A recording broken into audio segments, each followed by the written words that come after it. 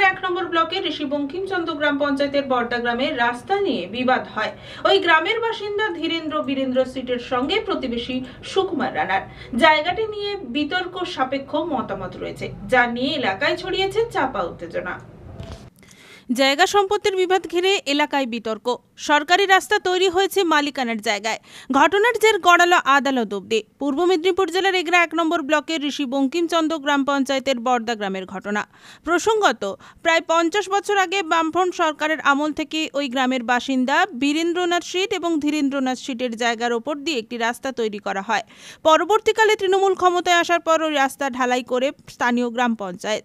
পরবর্তী সময়ে প্রতিবেশী সুকুমার রানার সাথে জায়গা সম্পত্তির বিবাদ চরমে গেলে বিষয়টি নিয়ে আদালতে যায় বীরেন্দ্র এবং ধীরেন্দ্র।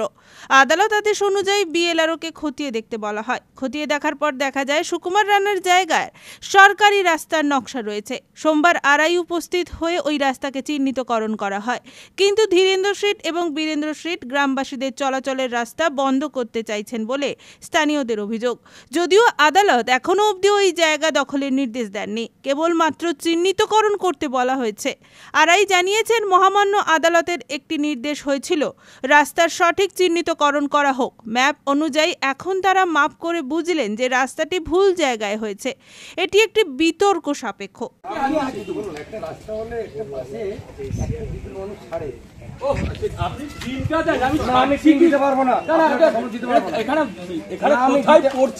আপনি দেখে নেন, এটাকে জন্য আপনি পঞ্চায়েতকে টাকা এই যে রাস্তার যে মালিক ঢালাই করেছে তাকে টাকা আনতে হবে।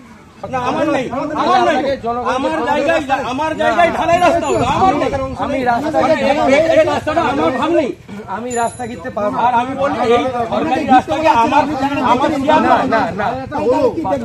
দেখবো না, আমি দেখবো না। না স্যার বলি, সরকারি রাস্তাকে আমার অংশ নয়, উনারও তো রাস্তা পড়ে, তাহলে এর পাশে কি মুশকিল? আপনি একটু বয়স্ক লোক, একটু বুঝুন, একটু চিন্তা করে ভাবুন। ওটা পঞ্চায়েতকে আপনি পঞ্চায়েতকে বলুন, আমি আছি স্যার। কোথায় বাড়ি আছে পঞ্চায়েত মেম্বার? কানুন কোথায় বাড়ি আছে? পঞ্চায়েত বলে দিয়েছে কোর্টকে শুয়েছি, কোর্ট যেভাবে করবে তার হবে, আমরা কি করবো? ঠিক আছে, আমরা আইনানুগ আমরা এখানে প্রতিবাদ করবো, আমরা দেখিয়ে দিলাম, সবাই জানলেন, কিন্তু এখানে প্রতিবাদ করবো। দুজনের পরিবারের কর্তৃপক্ষরা ছিলেন, তাদের বক্তব্য ওনারা জানেন না। যেহেতু এটা পঞ্চায়েতের রাস্তা হয়ে গেছে, তাই পঞ্চায়েতের রাস্তা তারা আটকাতে পারেন না। সুতরাং তারা পঞ্চায়েত মেম্বারকে ডেকে সমাধান এখানেই করে নেন, এবং পঞ্চায়েত যদি নতুন করে রাস্তা করে দেবেন বলেন তো ভালো, পঞ্চায়েত যদি সেটা না বলা অবধি তারা কোনো সিদ্ধান্তই নিতে পারছেন না।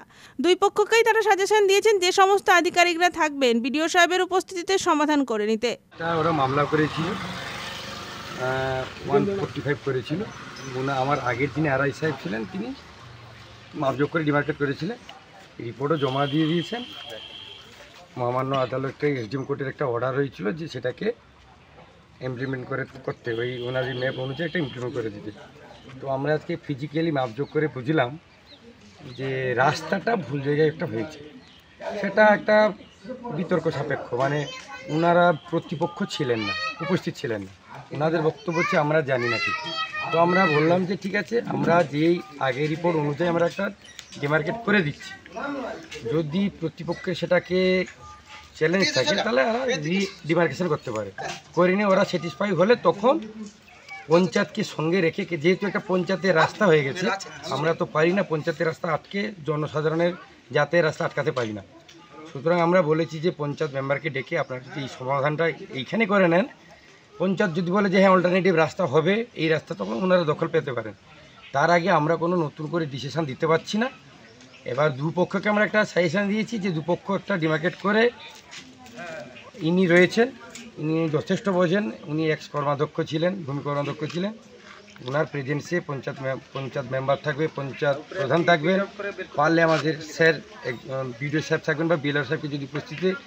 এটা একটা বড় ইস্যু হয়ে গেছে, যেহেতু রাস্তাটা ভুল জায়গায় হয়ে গেছে, এটার সমাধান করার জন্য আমরা আবেদন করেছি, বলেছি ওনাদেরকে। সর্বতভাবে আইনানুগভাবে যেটা হয় সেটাই তারা সাহায্য করেছেন, যাতে জনসাধারণের সুবিধা হয়, কারো স্বার্থ নিয়ে তারা এখানে আসেননি।